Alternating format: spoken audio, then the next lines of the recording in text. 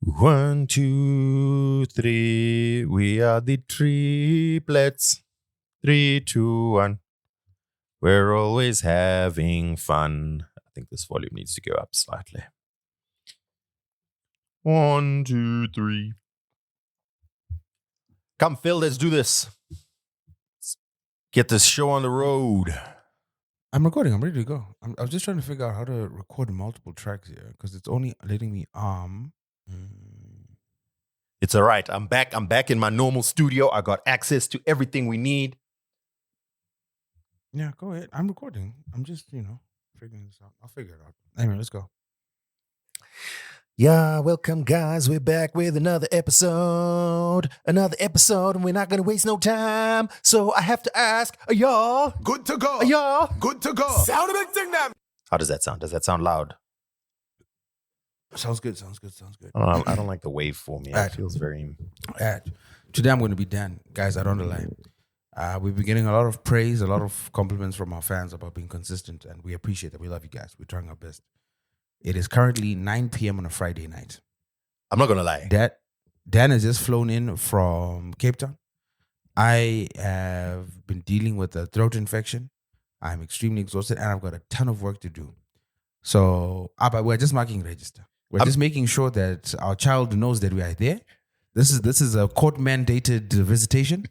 So we'll be doing the absolute bare minimum just to make sure that we love you and we're heading out. This is Nolan-style fathering over here.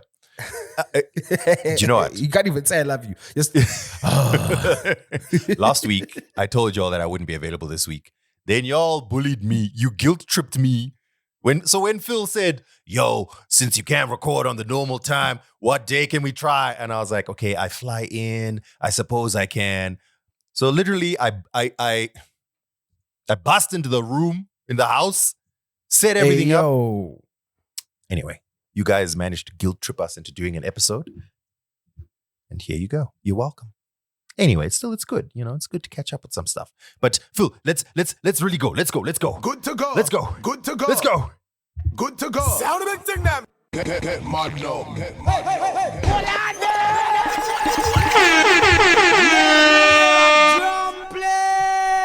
Bam, bam, bam, wham, bam. Hey.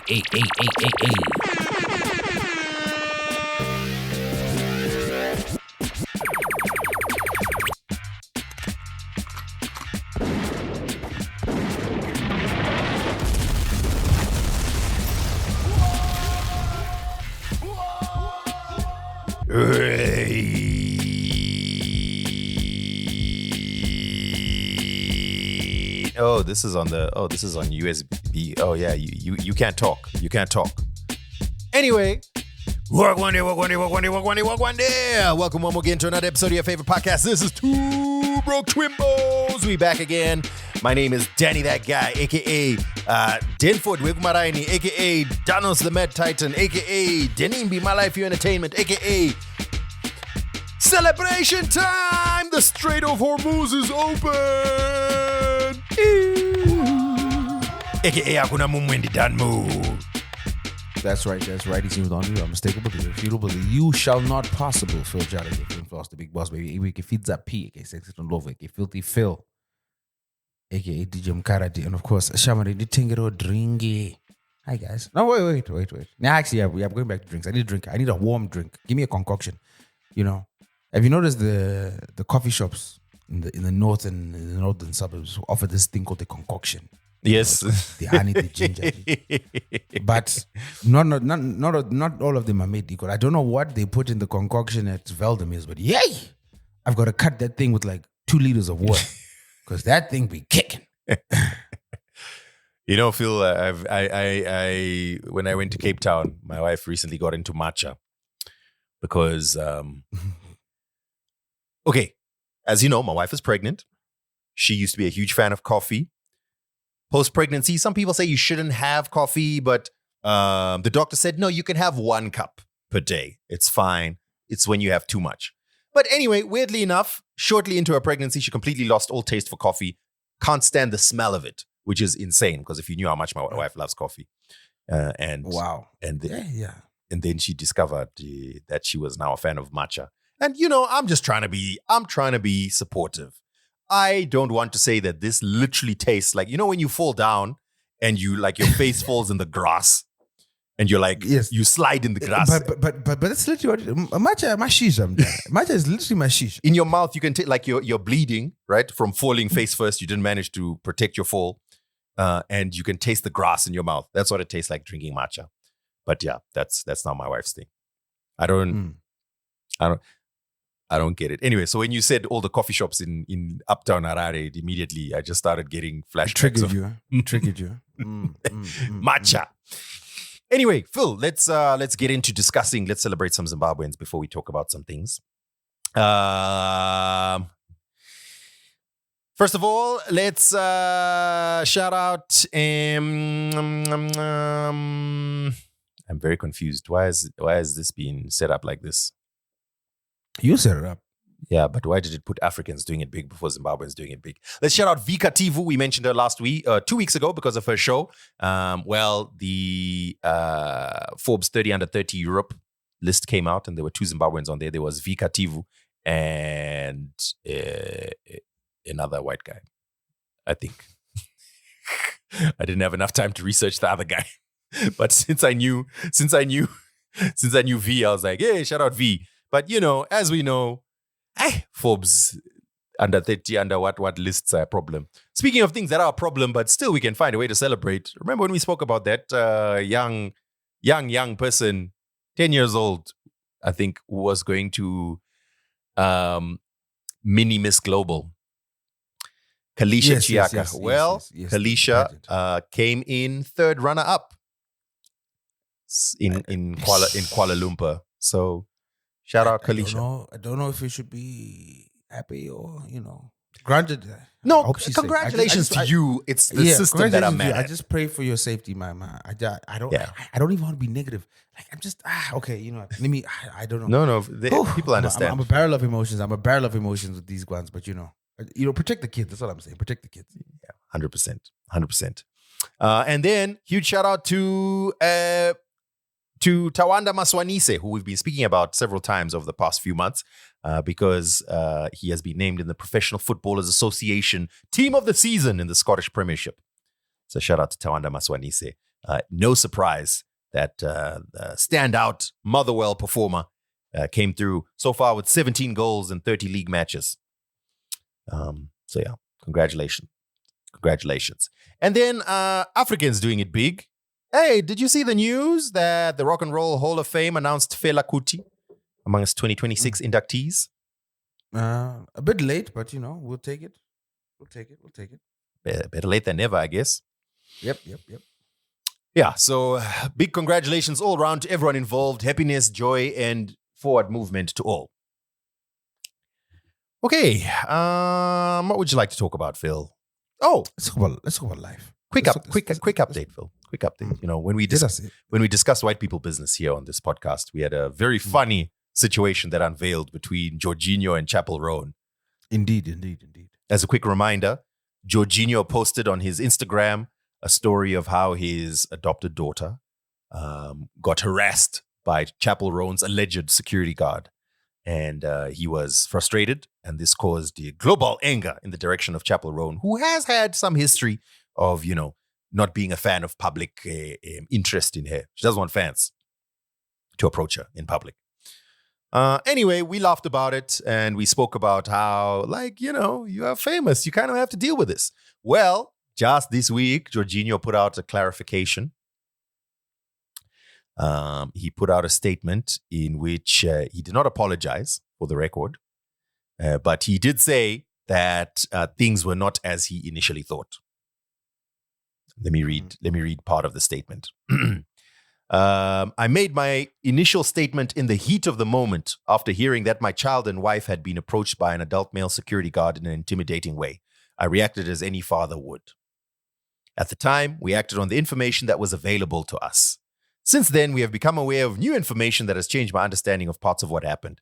It became clear that she had no knowledge of what took place at breakfast, had not asked anyone to approach them. She was understanding and sympathetic to what had happened to our child. The security guard himself has since confirmed publicly that he was representing another artist at the hotel at the time. While we still do not know what prompted him to approach them and do not believe an 11-year-old at breakfast was reason to be seen as any kind of security threat, it is now clear that he was not acting on behalf of Chappell. So he says it was ultimately a misunderstanding in that respect. I'm glad to set the record straight.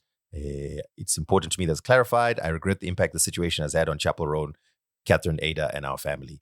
And then he closes off with saying, as far as I'm concerned, this matter is now closed. So either he has agreed to... Obviously, there's a settlement, guys. I mean, there's like this or statement. Like, do you think it's completely impossible that this guard was not Chappell Roan's guard? Dan, okay, so who is he guarding? The question is who? So another artist. Who? Okay. You would imagine that there were going to be lots of artists there. And how close was this other artist to Chappell Roan? I mean, it was Lollapalooza, but also, big festival. But also, what are the odds of this guard already being photographed with Chappell Roan on multiple occasions before, happened to not be working with it this time? Yeah. Honestly, it does feel like just fixing the optics. It does feel like publicist to publicist, like, yo, can you not see how things are going, bro? I actually do believe that Chappell didn't know about the incident. I can believe that. Yeah, that I'll also believe. Yeah, I agree with you there. But I do think it's her guard. Speaking of people taking the fall for other people, did you see the news this week about pow pow?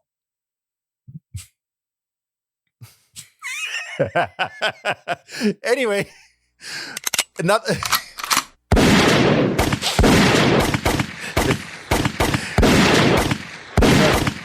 I think this is if there's anything that we need to understand and learn from this lesson, Dan, when you get your 90 days, when you land at OR Tambo, take those 90 days seriously. Yeah, 100%. Because what we can't have is you overstaying your welcome. It's not right, and it creates a bad impression. Because if the elite amongst us are flouting these rules, what more about us? You know what I mean? That's why sometimes we get asked a lot of questions. Now, instead of getting 90 days, we're getting 14. They're like, nah, wait, what you doing here? No, we're giving you 10. You better be out of here soon. You know, it just creates a bad precedent. You know what I mean? And I think, that's everything. That in totality, that's all we need to take from this incident is respect the laws of immigration. I think that's it, Dan. I don't think there's anything else. I think that's the length and breadth of the situation on the ground. Another follow-up, and this is 7 months later. Singer Difovid.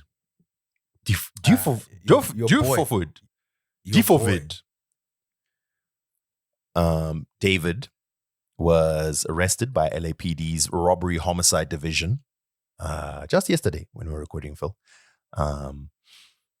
And he is being held without bail on suspicion of murdering 14-year-old Celeste Rivas Hernandez. Quick reminder. About 7 months ago, we spoke about this story when David was suspicioned of killing his not official girlfriend, but everyone said it was his girlfriend, 14-year-old girlfriend. Reminder, he's 21. Because her body was found in the trunk of his Tesla. He was on tour at the time, and he was viewed as a person of interest, but not a suspect. And everyone was like, what?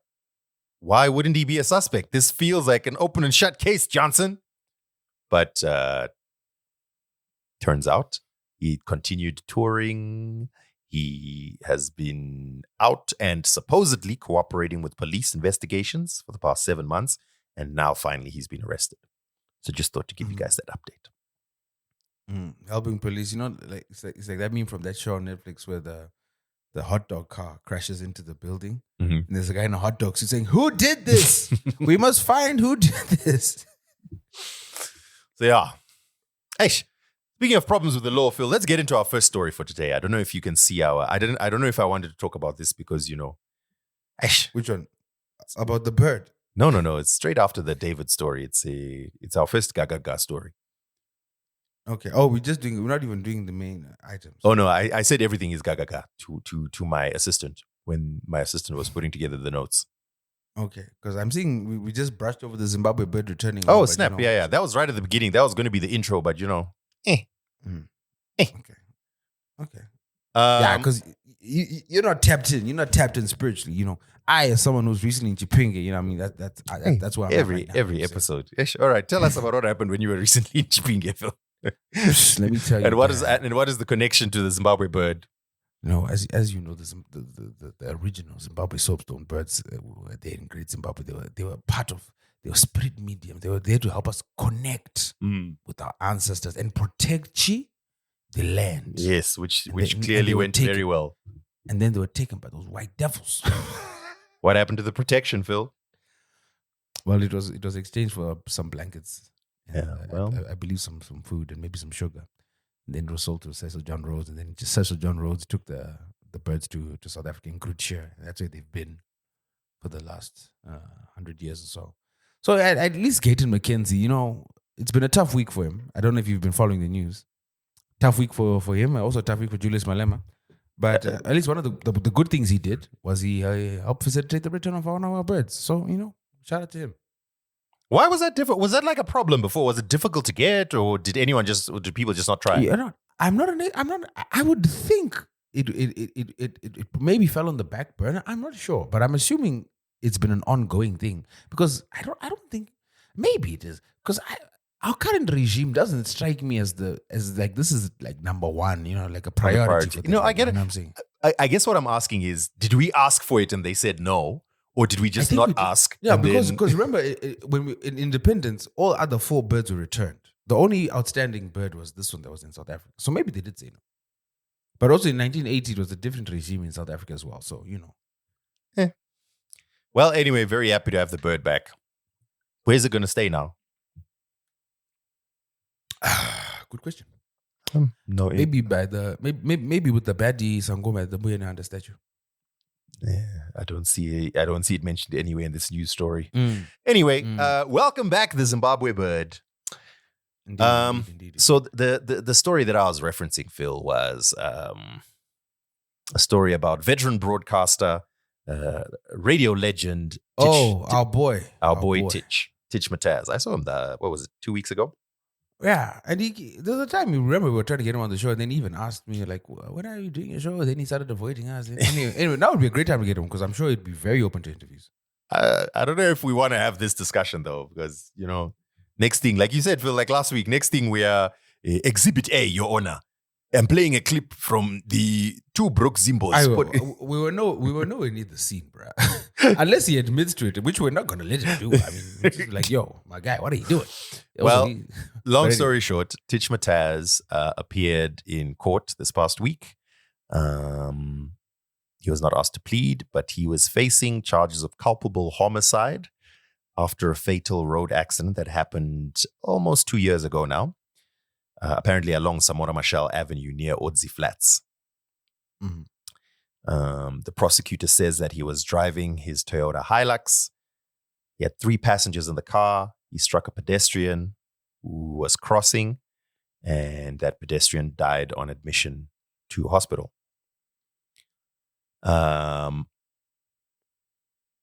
So apparently I don't understand it. He appeared in court. He was not asked to plead, and the trial starts 19 May. So I guess this was whatever you call the initial appearance. Actually, I need to learn about law in Zimbabwe, man. If only we knew a lawyer with vast amounts of experience in court. Now, something we didn't mention last week, I think it was last week or 2 weeks ago, when Tich Mataz was actually announced that he was back on radio. I was going to say, because the show he's doing it for Channel Africa, right? Yeah. Is he recording it from here, or is he going to the Joburg studio? He's recording it from here. So he set up his own little mini studio, at least from what I saw, because I saw him post a clip of it. Unless I saw the wrong thing. But it looked like he'd set up his own little home studio, or wherever the studio is, I don't know. And yeah, so he's on Channel Africa, SABC Channel Africa. And he's hosting a show called African Diaries. So it's his long-awaited return to radio. Actually, Tich is the prime example of someone who could have gone, like, he would have been, I honestly think he would have been Africa's biggest broadcaster if it wasn't for all the controversies. Although maybe the controversies helped. Controversy is the word. I think I don't want to say this because I'm gonna bump into him. I respect him a great deal, but he self-sabotages a lot. And granted, so do I. So far be it from me to speak about self-sabotage, but also when you're on the outside in, you're like, yo, you sure do self-sabotage a lot. Because, man, I don't think, not only big, I think Tich Mataz is the most charismatic, most talented. This is the upside. There's nothing he can't do. And I think a good example of this, it's a bit of a deviation, but I think it's a good reminder. Dan, you remember that time when we were shooting Jackie Mgido's show? Yes. And literally directed by AC Lumumba. Yo, we've lived life. I forgot that. So AC Lumumba would give Karen literally like 3 lines and say, yo, we're about to intro this. This is what the segment's about. This is the lead-in. And we're like, wait, is this a full script? Like, what? And on the spot, without stuttering, without missing a word, without r-ing, Karen would vamp for 2 minutes, perfect, while she's walking. So we're here at Arundel Park, Volt Cosmetics, like a pro. And we were just like, wow. And to me, that's incredible. That's an incredible level of host. Mm. Like those are the type of hosts you'd want. And Tich Mataz is orders of magnitude better than that. I've seen it myself. And that's just on the live emceeing hosting side. Then there's also Tich Mataz, the radio presenter, an incredible radio presenter. Then you got Tich Mataz, the continuity and newsreader. Then you've got Tich Mataz, the DJ. Mm. This man, like, he could literally do a 12-hour stint on radio doing different shows, and you would not get bored once. Mm-hmm. No, so I have a... Okay, let's talk about Tich Mataz. So I know Tich Mataz quite well. In fact, for a period, I was Tich Mataz's boss, which is hilarious. I used to laugh about that so much. And he used to, and he, like, I think he would do it on purpose because he saw how uncomfortable it made me. I'm like, boss, what's up, boss? You're my boss. And I was like, Tich, bro, what are you doing, man? For a brief period. And that was a brief period when he was on ZFM. Mm-hmm. Tich is, so this is what I honestly believe.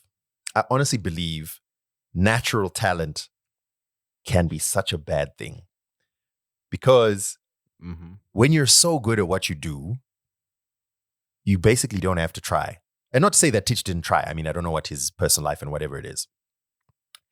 It feels like you have a charmed life. It feels like whatever you do works. It doesn't matter what I try, it works. And that is always true to a certain extent until the stakes get bigger and bigger and bigger. And then now it's like, yo, whoa. This is not the charmed life that you live.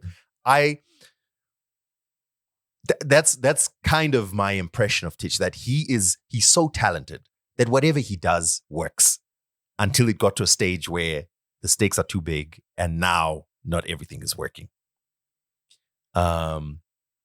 Now, to be fair, this is, I wouldn't count this as self-sabotage. I mean, he was driving a car, he had passengers in the car. No, not this incident. I'm talking about everything else. Yeah, but, he's had other legal issues, starting all the way, starting in South Africa where he was deported, I believe.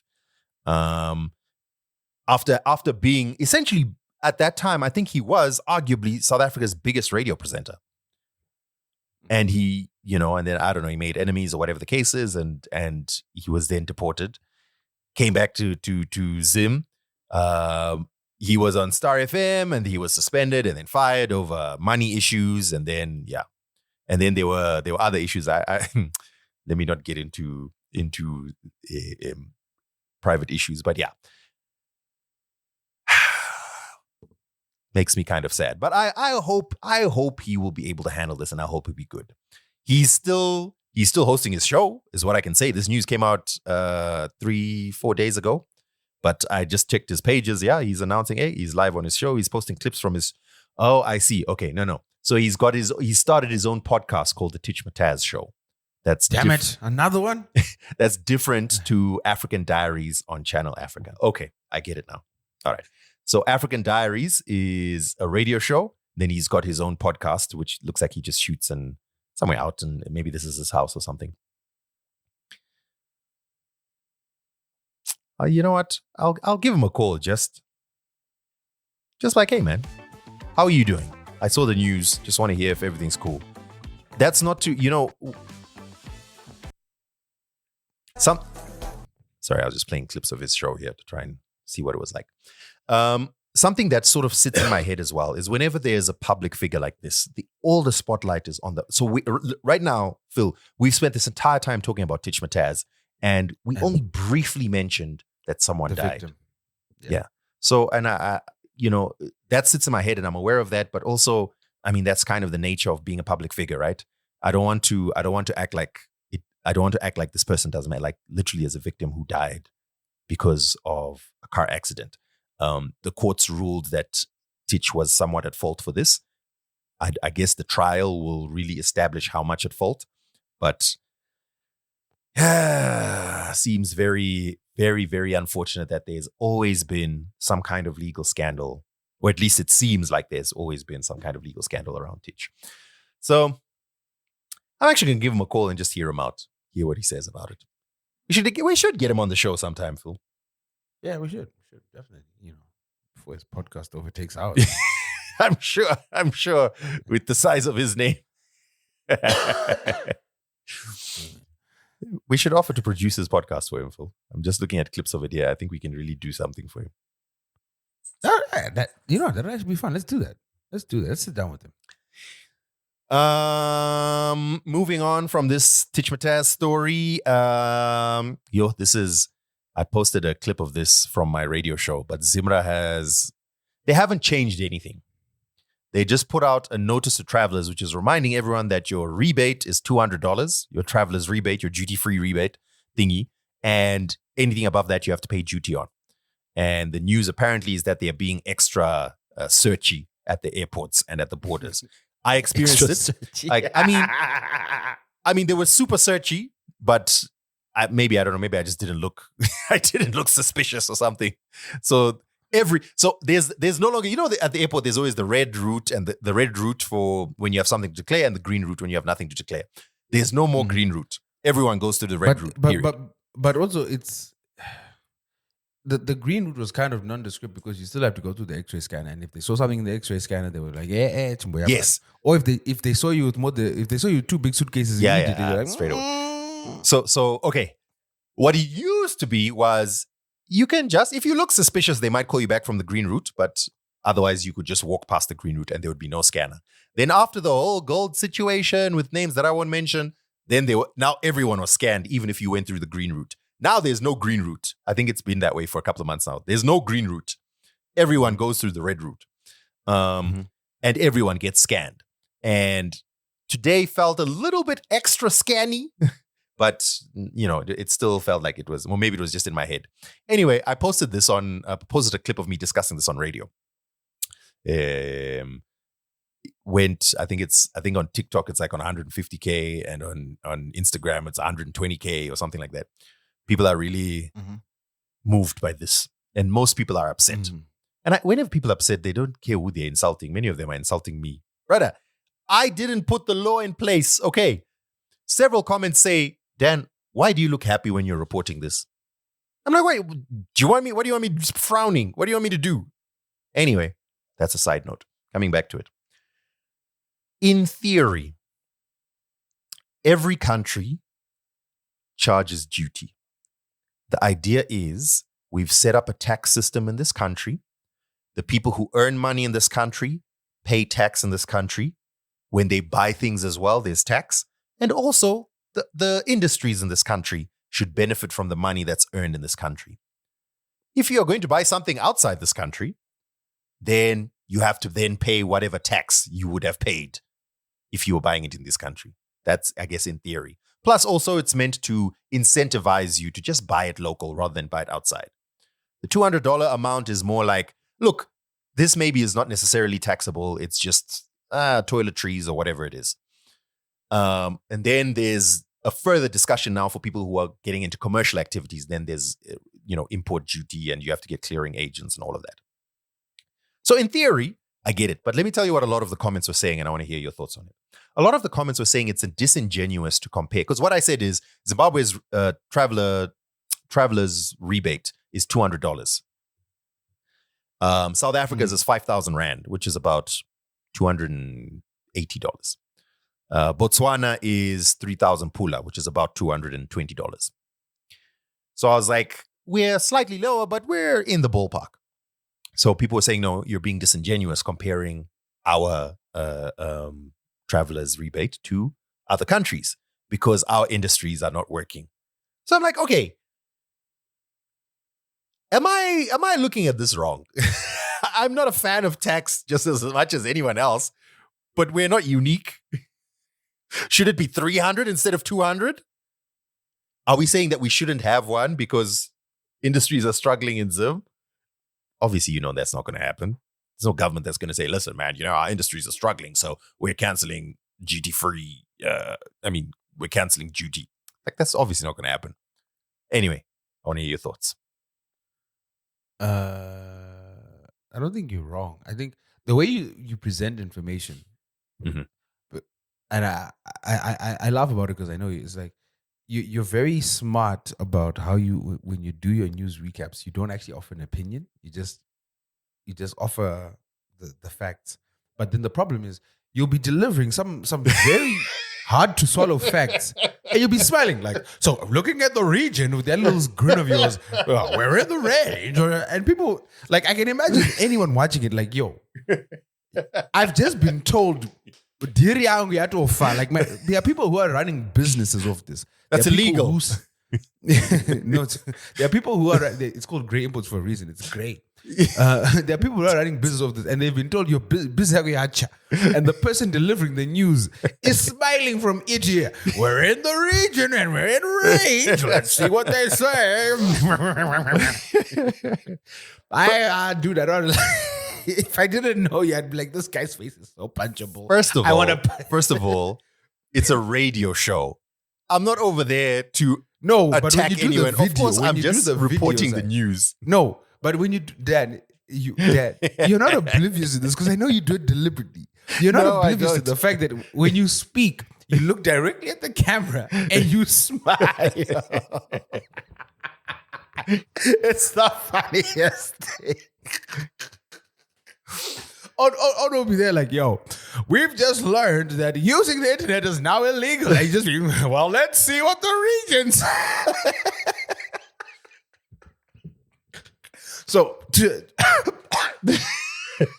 oh man, I'm done. No, so you know what this is? This is misplaced anger. That's what this is. You're getting angry at me, and you're now looking at. Oh, look at the way he's smiling. No, guys. Exactly, but it's part of the thing, dude. Sometimes the way you deliver a message is important because you're not empathizing with the people. What do you mean empathize? Are you not part of the people who are going to hit with this? Like, are you not affected by this? Are you not affected by this? Are you not affected by being searched every time you come from Cape Town? That's man. Okay. It's actually not bad news. Because this is essentially what I said.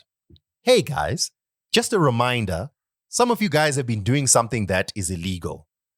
The authorities have said we've noticed some people have been doing things that are illegal and we're going to be checking. That's the news.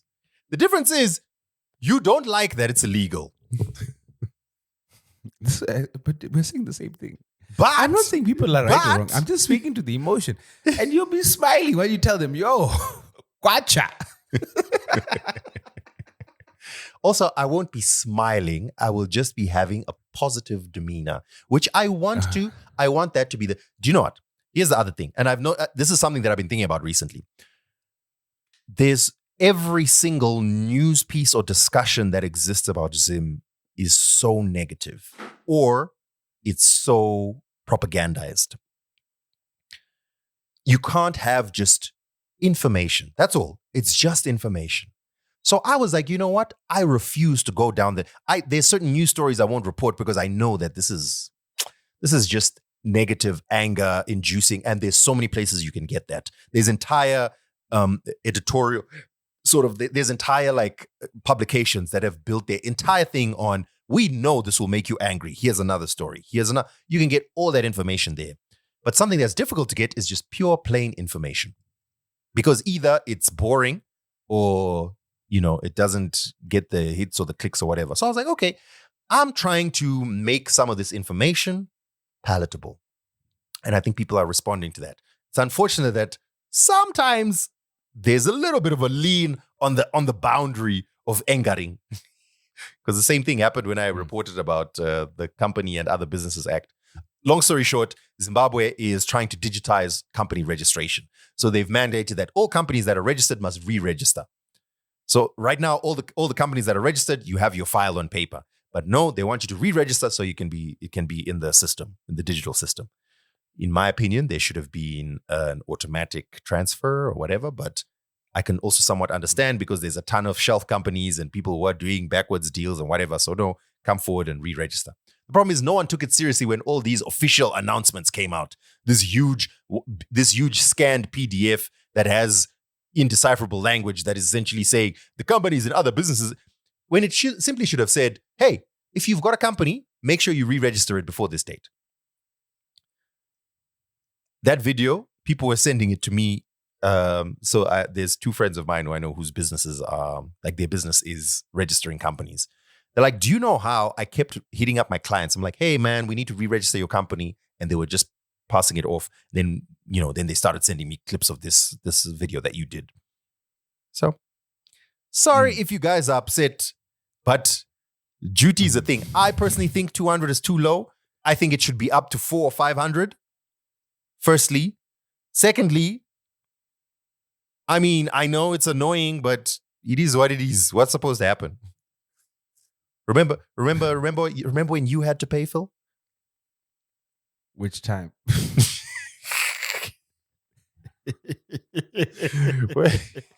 Which time are you talking about? No, that time when we got the MacBook. Yeah, of course. Yeah. Oh, so much duty. Oh, back breaking.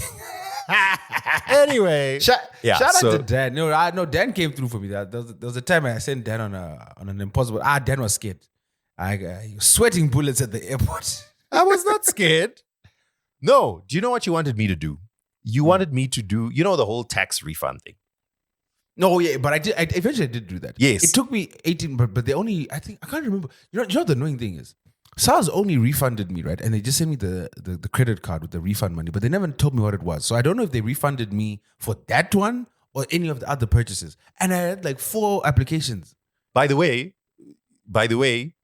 if I couldn't do that now with the scanning that's going on. Why? Because the reason they scan, right, is to see, do you have any goods in here that you could have bought? Carrying 2 laptops is a dead giveaway. Why would I have 2 laptops?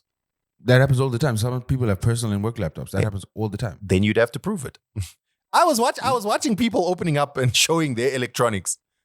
I've seen it. I do that. Don't worry. Off air, I'll tell you everything. I know the ones. Anyway. I know everything. I'll tell you all that. As for me, I am a law-abiding citizen and I follow the rules as for me, with a smile on my face. That's like what I took. Did you watch Justin Bieber at Coachella? Nah, I don't watch that. Dude. I could just load up the playlist on YouTube automatically. Like I don't need him to show me him playing the playlist on YouTube. Neither did I. So I actually didn't know. I never watched it. I just saw a couple of clips, so I didn't know. I was like, wait, did he actually just get on stage, kind of sit down, and then open YouTube? And that was like, that seemed insane to me. I believe that wasn't actually what happened. He actually had a set that he was performing as per usual, and then at some point in the show, as part of the show, he had a pre-rehearsed thing where he opened up YouTube and played Baby on the giant screens, of which apparently I don't know if this is true, but they were saying that he couldn't perform it. That's a lie. So yeah, People, I hate how much like people that don't know anything about the music industry like to talk about music. You don't know what you're talking about. Of course, he can play. He can perform any song he wants. so There's no embargo. So he allegedly played Baby, he played a couple of other songs, and so that's obviously then being the talking point that Justin Bieber went and his, headline act at Coachella was him playing YouTube videos, which is, it's true in the sense that he played a YouTube video, but it's not like he didn't actually perform as well. So I guess I haven't watched the full performance, so I don't know, but people were like, yo, this is lazy. Others were saying this is also Coachella's most viewed promo clip of the performance. And if eyeballs are the important thing, Anyway, I just thought I would mention that. I haven't actually watched the set, but I thought I would mention that as I was trying to read up about it. It's not that he just went on stage and started playing YouTube. He actually performed and at some point stopped and, in what I think is a terrible idea, played a couple of YouTube videos. There was a clip of Katy Perry in the crowd saying, well, at least he's got premium. I don't want to see some ads.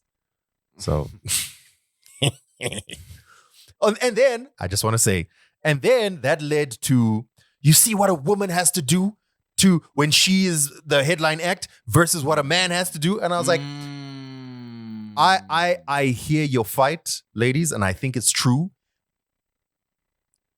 It's just, I don't think Justin Bieber is the best person to use as an example of someone who just coasted it through the industry and had it easy. You know what I mean? Like, I think it's true that typically men won't often put in as much effort as women do on such things. I just don't think Justin Bieber is the best example at implying that this man just coasted through a career and had it easy, is what I'm saying. Next story. Dave Chappelle, a fave comedian of this podcast, at the risk of many things,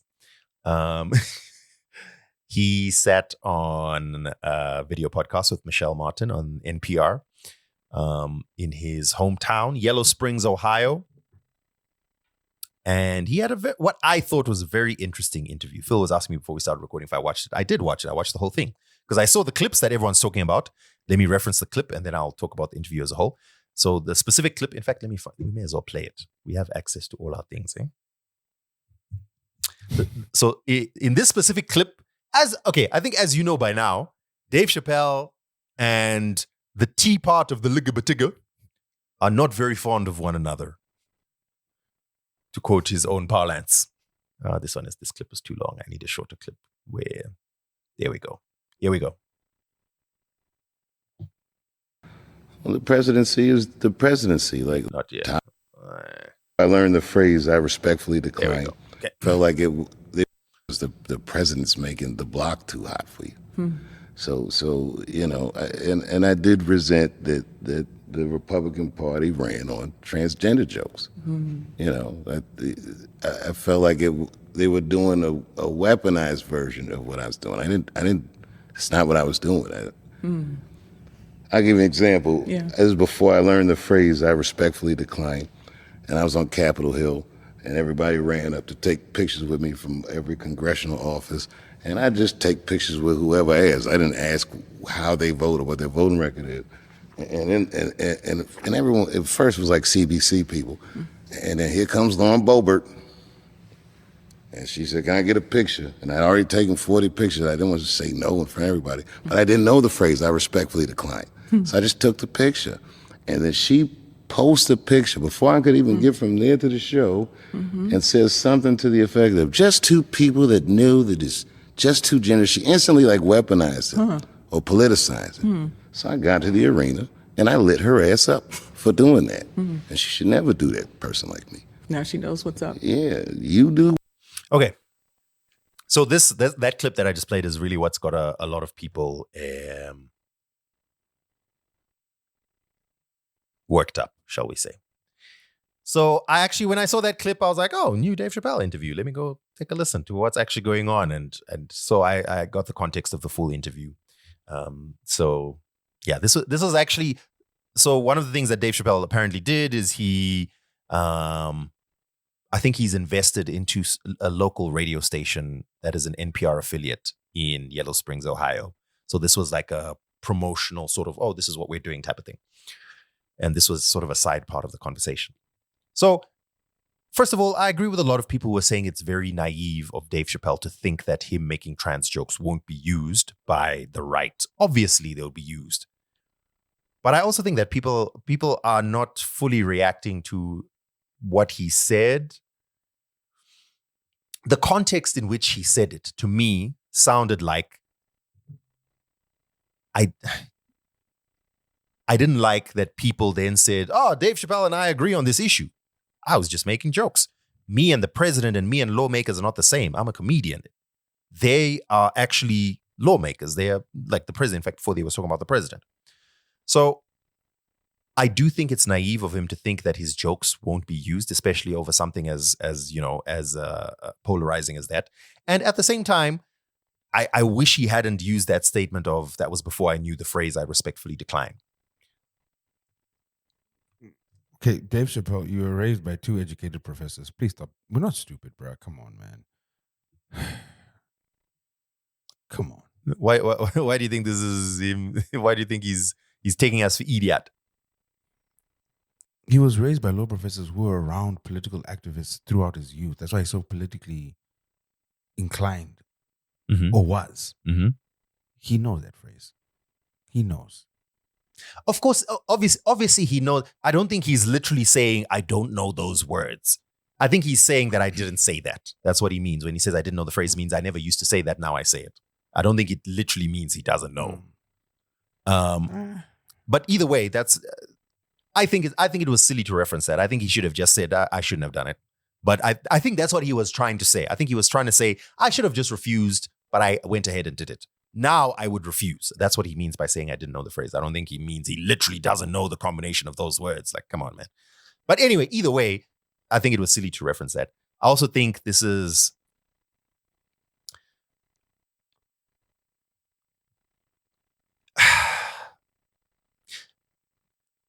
You know, let me tell you something else that he said in this interview.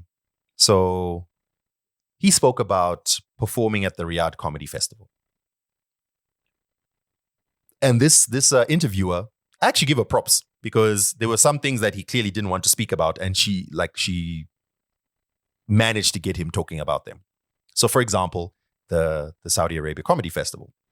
Just to remind everyone, the Riyadh Comedy Festival, Dave Chappelle was the headline comic act there, and a lot of people criticized him and other comedians for performing in a country with the human rights records that Saudi Arabia has.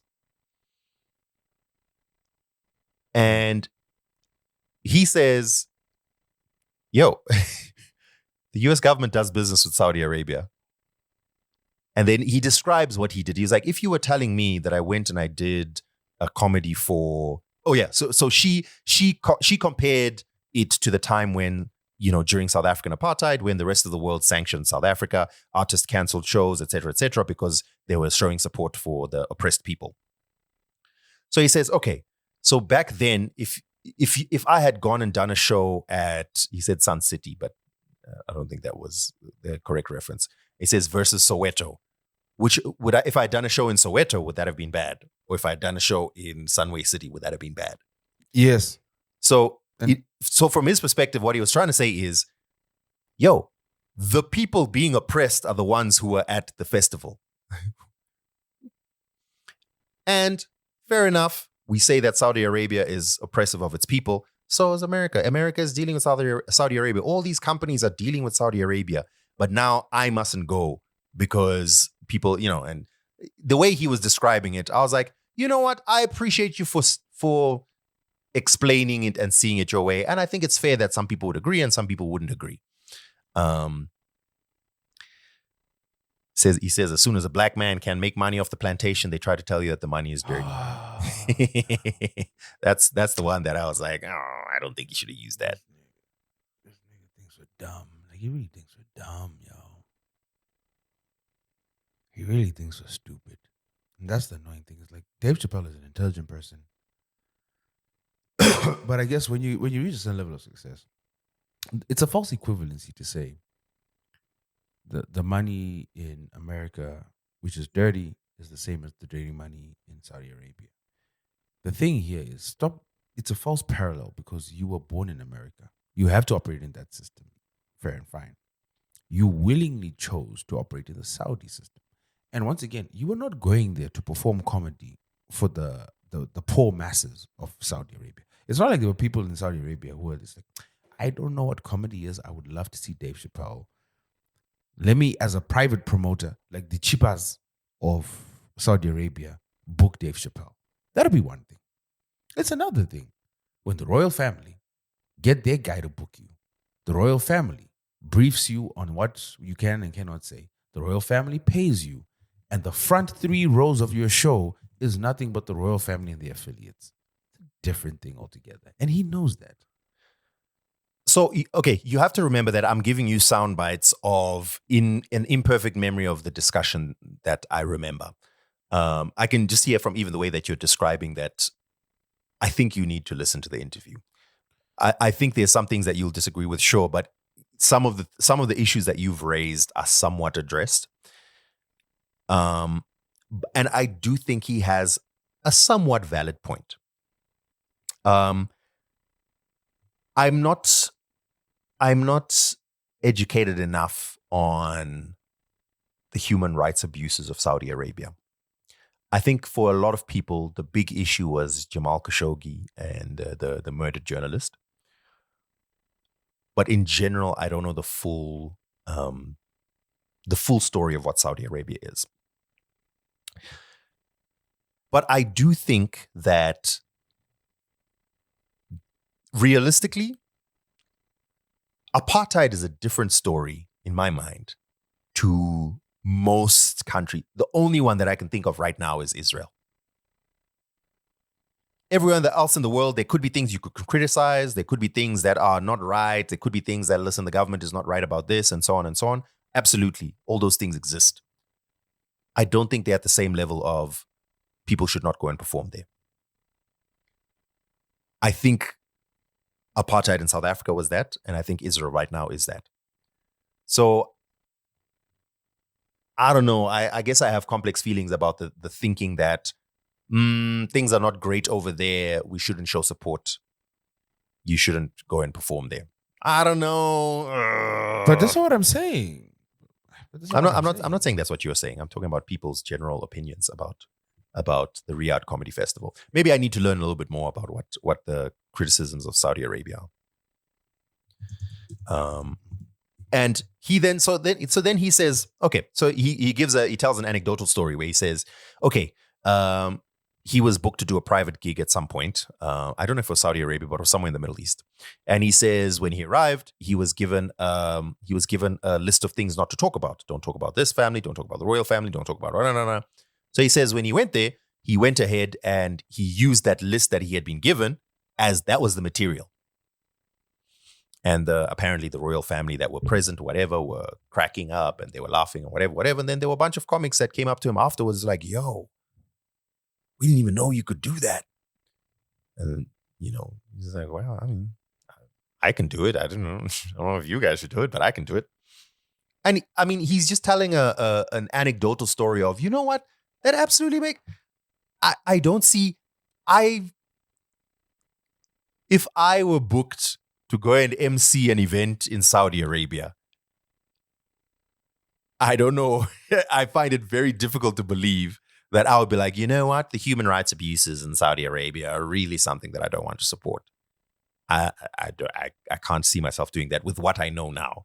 Maybe there's some things I need to discover and which I will find some time to read about. But like right now, I don't know, man. But anyway, I think it was an interesting interview. It's probably worth listening to since we are long-term fans of Dave Chappelle. Yeah, once I get a chance, I think I'm trying to play catch up. As you know, Dan, it's just been a bit of a hectic time. But yeah, I will indeed. Okay, let's Phil. This is a filler episode. let's get close to wrapping up. Tell me about Volts JT in Chi-Town.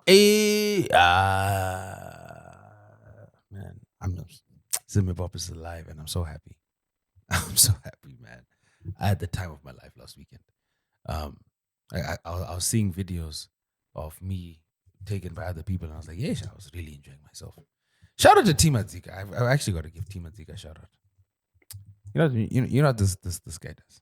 This guy does. He can't take me all week. Saturday afternoon, late afternoon, by the way. Literally, the sun is set. I'm about to head out to do music. It's like, yo, Phil, are you going to Vulture? I'm like, yeah. It's like, cool. Okay, I need a lift. Not can I have a lift? I need a lift. So I'm like, cool. Who are you coming with? It's like, no one. So I'm like, so who's going to carry you around? It's like, you are. Like, I was like, nigga, what type of relationship do you think I have? But anyway, I ended up having to pay a bouncer to beat Tafadzo's Hordo for the evening. Wow. But anyway, we had a great time. Much like the weekend before, this one, it took a bit longer for it to fill up, but it still filled up. And there's certain parts of the show that I missed that I saw on social media. I think it was either because this was the one time a quarter I was drinking, or because I stepped outside, gone to the bathroom, because it gets a little stuffy in there. Sometimes you just need to step and get some fresh air. But I didn't see Delroy Shewe getting booed off stage. I actually didn't see Ulungeni going on stage. I missed that part. Why did he get booed off stage? He came out at the wrong time. You don't follow Junior Spraga. I've said this last week. You do not follow Junior Spraga. If Junior Spraga is on stage, it's cool. Just say, guys, sharp. I didn't even know Chief Ben was there until I saw the videos. Like, oh, snap. But I guess it was because of the distance, because we were so far back. Sometimes it's hard to see who's on stage unless you recognize them. So I didn't even see Chief Ben had popped up on stage. But onto the man of the moment, Volts JT. Incredible set. Hits for days. I love the way he incorporated his guest into his set. So Baga came out during his set, during Volts' set. Soundwave came out during his set. I'm spacing on the third collaborator. I'll remember just now, sorry. But and obviously him and Soundwave premiered the song that just dropped today. Excuse me. So it was just great to see, and to see how much love he gets in the hood. I'm gonna try and make this a regular thing. And I was having a discussion with someone who was like, don't you feel like this is like ghetto tourism, and you're kind of like romanticizing the ghetto? And I was like, I can see that. Who said that? Cool. But I was like, I can see why you'd think that, but the thing is, there's nowhere else in Harare I can go where I can see 10,000 people with this much energy vibing out to hip hop. Like, I'd love to go there, but there's nowhere else I can see it. And I also get an appreciation for seeing what people in different parts or from different backgrounds or different lifestyles are vibing to. And one of the things I love the most is you can go to these shows and you could go hours without hearing a song that is not Zimbabwean. That is a beautiful thing to see, man. It's a beautiful, beautiful, beautiful thing to see, which I thoroughly enjoyed. And the other thing that has been really irking me, and it's also being pushed by one of our friends who I need to have a call with about, is this whole thing of like hip hop shows don't have women. It's a sausage fest, blah, blah, blah, blah. Yes, there might be disparity in the gender dynamics of hip hop, but raising them after big wins kind of comes across as a wet blanket. Also, it's just not true. There are women at these shows, but I think it's also disingenuous to complain about the amount of women at these shows when you are talking about a hip hop show in a high density suburb from people from, for lack of a better term, not wealthy backgrounds. Like, you know what the home dynamics are. So it's such a disingenuous argument that really pisses me off, because it takes away from what should be really high points that we should be celebrating. I agree with you. I would assume like a lot of those statements are not necessarily good faith. It's more to sort of pull people down or whatever. But again, from a just allowing a devil's advocate point of view briefly, it could also be a call to more female hip hop artists, to try and, or maybe a call to promoters to try and incorporate more female sort of performers, to try and, not to say that men go for men and women go for women, but it does sort of create a little bit more of an inviting atmosphere when you've got a mixed lineup. So it's not just guys performing, got a couple of women, and there's some sort of deliberate steps taken to sort of accommodate more female fans. I know that's probably not what most of them are thinking, but I would try and view it from that way, I guess. Mm-hmm. Also, the other thing you mentioned about romanticizing ghetto,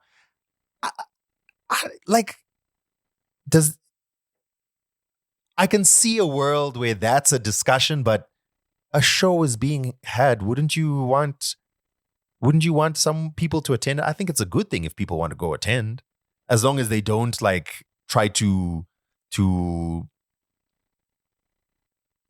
I don't know, colonize the space or something. But I think, yeah.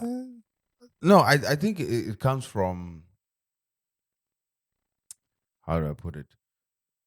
People who normally wouldn't be there going there. So I think there's a form of ghetto tourism, and I can understand someone's concerns about, man, stop glorifying this place because you just get to visit. We have to stay in here. Mm-hmm. You know what I mean? I can understand that rationale, and it makes sense to me. But I think, as you've rightfully said, you do want to have shows in your hood that brings people to your hood, because those are people that aren't necessarily experiencing your neighborhood. Those are people that should be bringing money, bringing opportunities, hopefully seeing opportunities for investment, and be like, actually, man, these guys have a problem. They're doing something here. Let me see what I can do with them. So I think there's opportunities to do that as well. And I don't want to take away from that either. So I say all that to say, I'm really, really excited with what's going on in Zim hip hop. I certainly understand some people's arguments, whether against or for, but at the end of the day, I think we're in a great place. We've just got to take it to the next level now. I think now it's just about formalizing the business, and I'm actively trying to have meetings with a bunch of these artists. I've got a few artists that I've already started speaking to, that I've started working with, just to get their paperwork and their business in order, so that they can start really earning proper money off this thing. It's good to see. It's good to see. But I remember I was seeing your stories, and I was like, no, it's all right, eh? So I don't know. I'm not going to put on blast, but I took one of my friends, and this is a very solemn person. So it actually came up from a challenge, because she had no idea who Mr. Attention was. So we're talking about Gaga 2 seconds, and she was like, "What's that?" I'm like, "You don't know Gaga 2 seconds?" I don't even know it. And people, Gaga 2 seconds. Wake up. What? Okay, anyway, we'll play later. So she's very Sala. Mm-hmm. As a challenge, she was like, I'm coming to Chingza with you now. I was like, cool. She came. She says she had the time of her life. Mm-hmm. And I know why. The joy there is infectious. Seeing people having fun is fun. Seeing black people having fun is fun. Mm-hmm. Seeing black men having fun with each other, no pretenses, no airs and graces, just enjoying themselves and enjoying music is a great thing to see. And that's, I think, something that I really want to experience more of. It was just people having fun. But also, as Dan said, there's a lot going on. The toilet situation was not great. The toilets flooded, by the way. So it was actually more, I literally walked in as the toilets were flooding. I was like, no, we're not doing this. And I walked out and I found a field, Kudara. I did what I needed to do, and then I washed and sanitized my hands. Things had to be done. But God bless the women and what they had to do. Because, and there was a lot of fluid on the stairways. We don't know what type of fluid it was, but there's a lot of fluid on the stairways. So there's a lot of things. It's not for the faint of heart. But if you just go there to enjoy yourself and have a good time, you will have a good time. Mm. And you treat people right, they'll also treat you right. Because I saw some people complaining about their cars being broken into or being damaged, which are obviously it's terrible to hear about. Luckily, we were not victims of that. That's why you park right up front by VIP. Now I'm saying, but I think outside of that, I had an amazing time, and I'm definitely going back soon. Definitely. Yeah. No, I'll be out this weekend. Are you out? I guess I always feel that way when I watch what out looks like. I'm like, yeah. Then when I'm there, it's actually a vibe, you know. But yeah, no. I'm traveling to. This is why I've had quite a hectic bit of time. I am flying out the day after tomorrow. I'm flying out to Bulawayo. I'll be at ZITF, one of my clients out there, and it's going to be a hectic week. So yeah. So actually, definitely next week I can't record. Okay. Well, actually, you at ZITF. Just go around with the mic and be annoying. Hi guys, welcome to the show. That's fine. We'll find guests. You know, I might even just do an episode with the listeners. I might just like open up the lines. That actually might be fun. Like I just record and open up the lines. This week we were able to because of me landing on Friday evening, and then I was like, okay, I can squeeze an episode in, but next week the window is just not there. Yeah, and so, I've got to go because I've got a long day tomorrow. So yeah, let's wrap this up. All good. The only final thing I wanted to mention was, hey, Invincible. Oh yeah, if you're not caught up. Oh well, Dan finally caught up. Yeah, I'm now caught up. And Dan and I were going to have an argument. So, spoiler alert.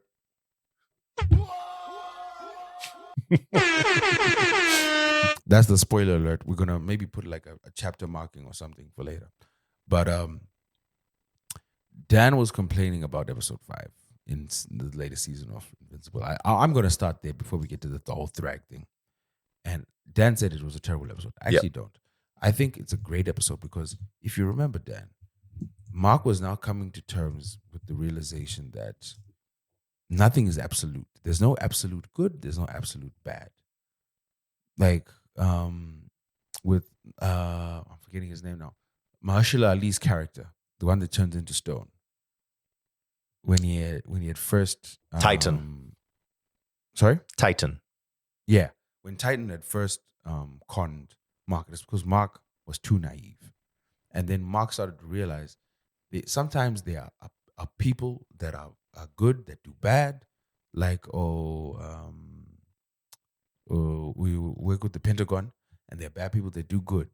And sometimes you've got to operate in the gray because things are like that happening. And while he's been dealing with that, and that character progression has been ongoing, he goes to hell. And he realizes, oh, the devil ain't the devil? Like the devil ain't what I thought the devil was? And he has to reckon with that. And at the same time as he's dealing with that, he's realizing other ways to beat enemies. And also, we get revealed or we get introduced to a villain who's able to produce infinite soldiers.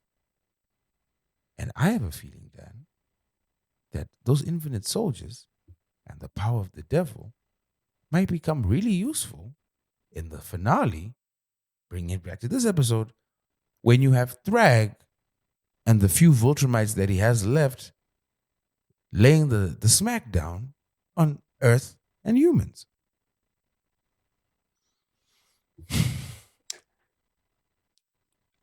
I think the premise could have been interesting. I think the premise could have been explored. And I don't fault the idea of Mark, who has, to a fault, this absolute view of right versus wrong, which is actually quite stupid because he's literally, I mean, that was the whole, up to that point, you know, that was the whole, like, yo, I killed someone, but I did it to try and save people's lives. And like, he's going through this whole thing.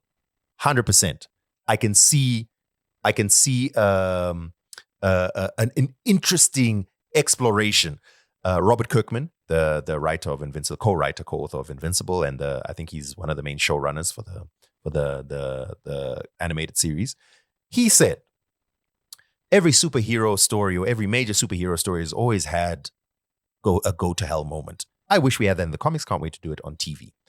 And it really felt like, hey, this could be a place where we could stick it in because it's a time when he's considering the difference between, you know, absolute good versus absolute evil and da da da da. And they shoehorned it in. That's what it felt like to me. I was just watching, and you know, I was catching up. I was binging episodes to try and catch up. I think I'd roughly caught up around about that episode, and it felt like such a jolt, just like it felt like a whiplash. Like, yo, it feels so different to what we've been doing.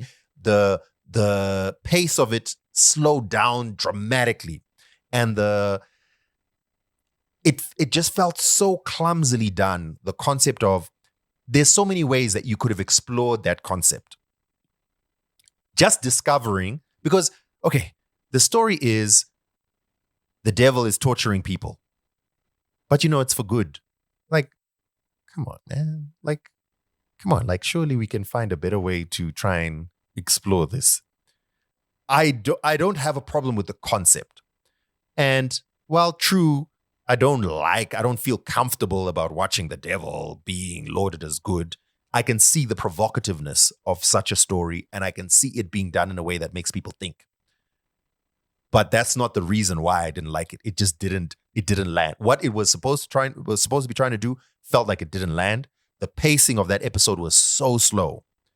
It was just like, and it felt like it was everything that happened in this episode is pointless until the end, where now,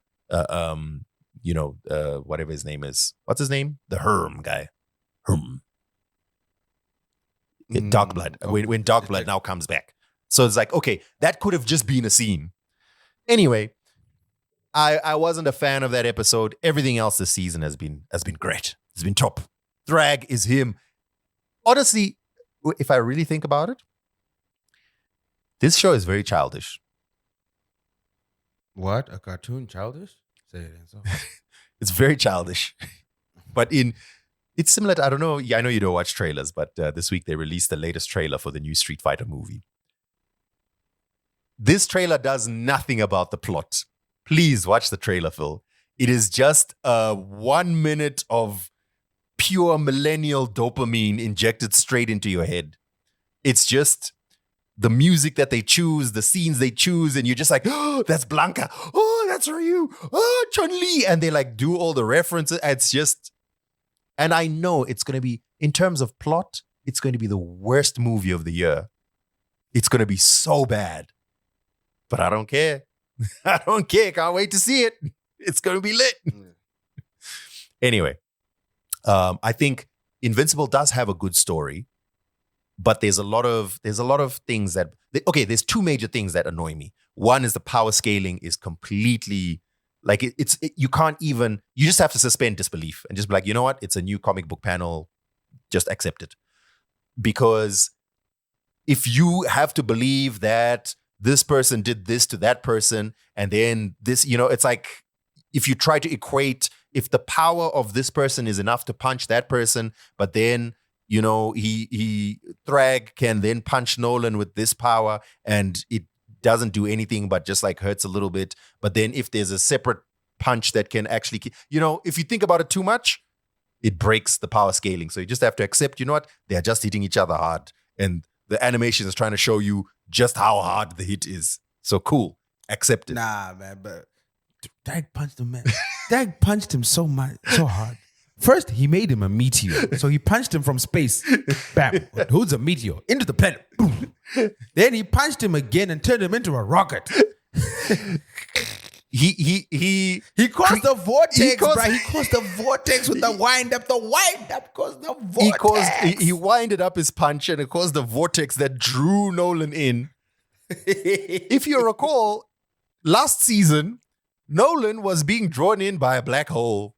Are we saying that Thrag caused the black hole? You know what I'm saying? If you start thinking about it too much, the power scaling breaks.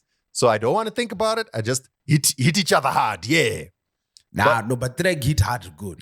Hit hard good. So that part is a little bit annoying, but it's fine. I have to suspend disbelief. The one that really annoys me is there's a lot of times where they do stuff and then don't explain it, and it's just all right. Just keep it moving. Actually, there was a prime example in this most recent episode where I was sitting there. I was like, but why don't? Okay, it'll come to me. I can't remember what it was. But anyway, there's always stuff which, but that doesn't make sense. And you know what? It's fine. Just suspend disbelief. Enjoy the story. Do you agree with the people who criticize the animation? The weird thing is, I've never really noticed. Maybe it's because I'm not like a super animation. Yeah. I've never really noticed it. Like, I've never really cared. The only thing I've noticed about animation is in this season, there's a scene where I think it's a kaiju, like flips over a truck, and it clearly seems to be like 3D animation instead of like 2D animation. That's the only thing I've really noticed. Otherwise, I don't care. Like, it's fine. I don't care. And also, they make fun of it. Like, it was in season 2. Remember, like, when I was at the convention, and they made fun of it. I don't really care. Like, I think people just find anything. Like, people really can complain about anything and everything. Yeah. So I mean, I will say I also haven't really noticed, and it's only when it's been pointed out. So when people do, like, especially on Twitter, it's a big thing. People will put two frames next to each other, right? So the first one will be Invincible, a scene from Invincible, and another one will be from like an anime or something, right? And they like compare these two animations. And when I look at them, I'm like, yeah, there's a huge difference. But when I'm watching it, I don't really notice it. And then now and again, when I see like frames from the comic, I've never read the comic, and the way certain things look in the comics, they're obviously a lot more detailed than the flat sort of animation. But it's fine. Like, I don't really notice it when I watch it, so it's fine. Anyway, I can't wait for the next episode, Phil. You know why? Because one, they're going back to Earth. Mark has to confront Cecil about putting Conquest in the or trying to keep him alive, right? That whole situation has to be figured out. 2, Adam Eve is pregnant, yo. 3, I mean, Mark and Oliver, who is going to come back, they're now cool with the dad. He's going to try to get Debbie back. Maybe. No, Debbie ain't taking it back. That's wild. If they follow the comic, from what I understand, which they've deviated from a couple of times, so maybe not, but so there's that. Then there's the story of Robot and Monster Girl, which, side note, that is one of those things which is just, don't think about it too hard. Because apparently he's 30 years old and he's now in a teenager's body. And she's like in her mid-20s, but aging backwards. So she's like a 10-year-old or a 12-year-old or something. And they're dating. So it's one of those you shouldn't think about too much. You know what? Don't even want to examine that. Yeah. Anyway, excited for the next episode. And it's been a long time since I've had this feeling of everyone is on the same page. We're all watching the same thing and reacting to it in real time, which is not true. It's just my current algorithm, but I like it. I missed it from the 2010s. All right, let's wrap it up, Philip. All right. No, guys, thank you so much. I'll be at Upenyu Festival. So a report from that to Mayor, health permitting. I think I'll dragging Dan there as well. And then we'll have a catch-up session with the listeners next week while Dan is at ZITF. All right, ladies and gentlemen, boys and girls, thank you much for tuning into another episode. And you have kept us consistent with your relentless guilt tripping. We'll see what happens next week. I think we can take a break, Phil. You know, it's the first break of the year. We can take a break. I mean, it's Q1 has come to an end. Also, we need to sort out our finance issues, but yeah. Yeah. All right, ladies and gentlemen, boys and girls, catch you in the next one. For now, we out.